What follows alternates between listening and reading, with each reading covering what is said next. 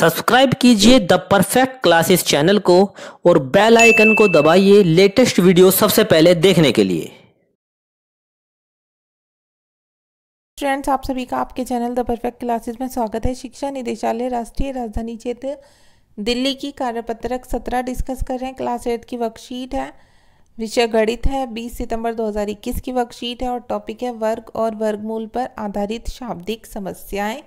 तो पढ़ते हैं आज की वर्कशीट को, स्टार्ट करते हैं। प्यारे बच्चों, रोहित 8वीं कक्षा के सभी सेक्शन का मॉनिटर है। वह अपने स्कूल के प्रार्थना स्थल पर प्रार्थना आयोजित करना चाहता है। वह छात्रों की संख्या के अनुसार उन्हें इस प्रकार खड़ा करना चाहता है कि एक पंक्ति में जितनी छात्रों की संख्या हो उतनी ही संख्या पंक्तियों की हो।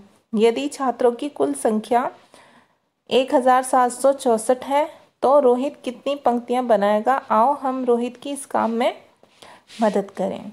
तो प्रश्नानुसार चरण पहले में करेंगे हम।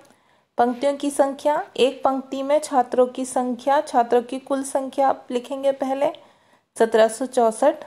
माना चरण 2 में लिखेंगे, माना एक पंक्ति में छात्रों की संख्या x। चरण 3 में लिखेंगे छात्रों की कुल संख्या x²। ठीक है। अब चौथे चरण में x² बराबर 1764 हो गया।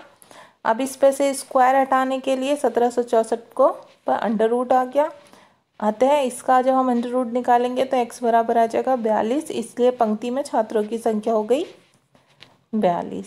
ठीक है बच्चों, ऐसे हमें ये निकाल लेना है। अब आगे देखते हैं। कोई भी संख्या पूर्ण वर्ग है या नहीं उसकी जांच। चरण 1 संख्या के गुणनखंड करें। चरण 2 संख्या के जो सभी गुणनखंड हैं उनका जोड़ा बनाएं। चरण 3 यदि यह एक पूर्ण वर्ग संख्या नहीं है तो इनके सभी गुणनखंड का जोड़ा नहीं होगा। चरण 4 तो गुणनखंडों का जोड़ा बनाएं। प्रत्येक जोड़े में से एक संख्या लें, उन संख्याओं का गुणनफल वर्गमूल होगा। इस प्रकार हमें पूर्ण वर्ग संख्या प्राप्त होगी। प्रश्न दिया हुआ यहाँ पर, वह छोटी से छोटी संख्या जिससे 68,600 को गुणा करने पर यह संख्या पूर्ण वर्ग हो जाए तथा वर्गमूल भी ज्ञात करें। तो इसका उत्तर कैसे निकालेंगे? पूर्ण वर्ग वह संख्या है जिसमें गुणनखंड करने के बाद प्रत्येक गुणनखंड का जोड़ा हो। तो इसका गुणनखंड निकाल लिया हमने, 2 गुणा 2 गुणा 2 गुणा 5 गुणा 5 गुणा 7 गुणा 7 गुणा 7। यह एक पूर्ण वर्ग संख्या नहीं है क्योंकि इसमें सबके जोड़े नहीं बन रहे हैं। ठीक है, क्योंकि इनके सभी गुणनखंड का जोड़ा नहीं है।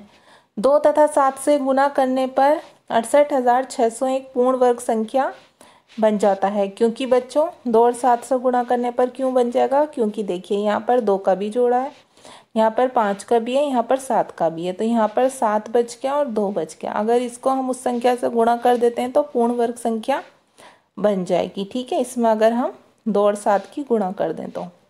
अब आगे देखिए चरण 4 में 2 गुणा 7 बराबर 2 सत्ते 14 सबसे छोटी संख्या है जिससे 68,600 को गुणा करने पर पूर्ण वर्ग बन जाता है।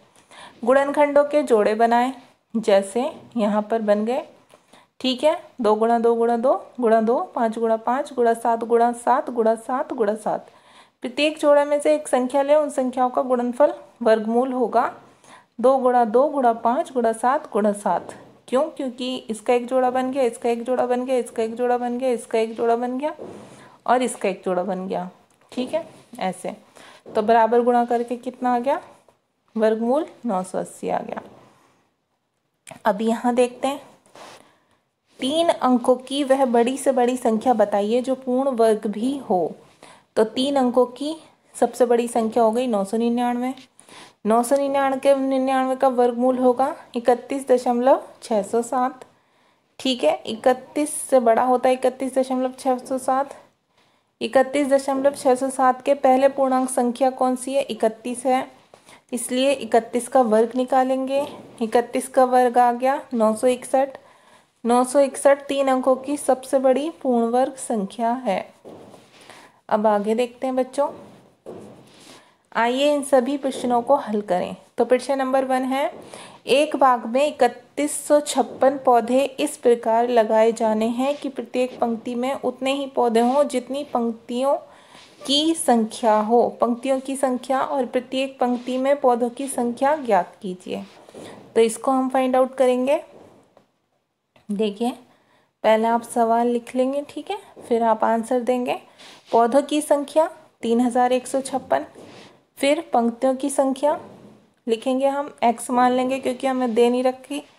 प्रत्येक पंक्ति में पौधों की संख्या भी हम x मान लेंगे क्योंकि हमें दे नहीं रखी। अब कुल पौधों की संख्या लिखेंगे x गुणा x बराबर एक्स स्क्वायर। ये x हमें कहाँ से मिला, यहाँ से। एक x यहाँ से, एक x यहाँ से, इन दोनों की गुणा कर देंगे तो एक्स स्क्वायर आ जाएगा। अब एक्स स्क्वायर बराबर कुल संख्या यहाँ दे रखी है 3156। अब x का स्क्वायर हम इस पर चढ़ाएंगे तो ये अंडर रूट हो जाएगा, इसका वर्ग निकालेंगे तो 56 आ जाएगा। अब दशमलव से कम हम इसको ही मान लेते हैं, ठीक है। 56 को जो पूर्ण संख्या है हम वो x बराबर मान लेंगे, दशमलव वाली नहीं लिखेंगे क्योंकि वैसे भी 51 से कम है, ठीक है। 57 नहीं मानेंगे, 56 ही मानेंगे क्योंकि दशमलव संख्या कम दे रखी है, इसलिए x बराबर कितना आ गया, 56 आ गया। अब क्वेश्चन नंबर 2 देख लेते हैं बच्चों। क्वेश्चन 2 है, 8वीं कक्षा के छात्रों ने कोविड-19 के फंड में दान देने का निश्चय किया। प्रत्येक छात्र ने उतने रुपए दान में दिए जितने कक्षा में छात्र थे। यदि उस कक्षा के द्वारा 2601 रुपये इकट्ठा किया गया, कक्षा में छात्रों की संख्या ज्ञात कीजिए। ये भी बिल्कुल सेम हमें ऐसे ही करना है, ठीक है। देखिए, इसे करते हैं हम। छात्रों द्वारा दिया गया कुल दान कितना, 2601। अब हम इसके क्या करेंगे, इसके गुणनखंड निकालेंगे, ठीक है।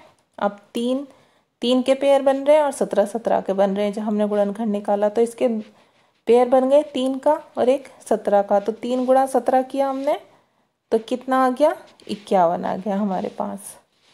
अब यहाँ पर क्या है बच्चों, एक छात्र द्वारा दिया गया दान x, क्योंकि हमें पता नहीं है कुल छात्रों की संख्या x, तो छात्र द्वारा दिया गया दान x गुणा x करेंगे तो यहाँ x स्क्वायर हो जाएगा। x स्क्वायर बराबर हम यहाँ रखेंगे 2601, x बराबर हम अंडर रूट करेंगे, ये स्क्वायर यहाँ अंडर रूट में चेंज हो गया तो x बराबर कितना आ गया, 51। हमने दोनों तरीके से देख लिया, हमने इसको इसके जोड़े बना के भी देख लिया एलसीएम से, और हमने x से निकाल कर देख लिया तो 51 ही आया, ठीक है स्टूडेंट्स। अब आगे देखिए क्वेश्चन नंबर 3 देखते हैं हम लोग। क्वेश्चन 3 है, वह सबसे छोटी संख्या ज्ञात करें जिससे 5400 को गुना करने पर संख्या एक पूर्ण वर्ग संख्या हो जाए। तो इसमें हम क्या करेंगे, आंसर नंबर 3 में हम इसके भी फैक्टर देखेंगे, ठीक है। इसके गुणनखंड करेंगे तो एलसीएम के थ्रू हम पहले इसके निकाल लेंगे। हमारे पास आ गया 2 गुणा 2 गुणा 2, 3 गुणा 3 गुणा 3 गुणा 5 गुणा 5। अब देखिए इसके फैक्टर हो गए, इसका पेयर हो गया, 2 गुणा 2 का एक पेयर मिल गया, 3 गुणा 3 का पेयर हो गया, एक 5 गुणा 5 का हो गया। अब कौन सी संख्या बची, 2 बची और 3 बची। अब 2 गुणा 3 सबसे छोटी संख्या कौन सी है, 6। अगर 6 को आप 5400 में गुणा कर देंगे तो ये पूर्ण संख्या बन जाएगी, ठीक है। तो हमें सबसे छोटी संख्या बतानी थी, ये 6 आंसर लिखना है आपको, ठीक है। अभी आपकी वर्कशीट सॉल्व हो गई स्टूडेंट्स। अगर आपको मेरी वीडियो पसंद आई है तो प्लीज़ मेरी वीडियो को लाइक कीजिए, शेयर कीजिए, हमारे चैनल को सब्सक्राइब कीजिए। Thanks for watching.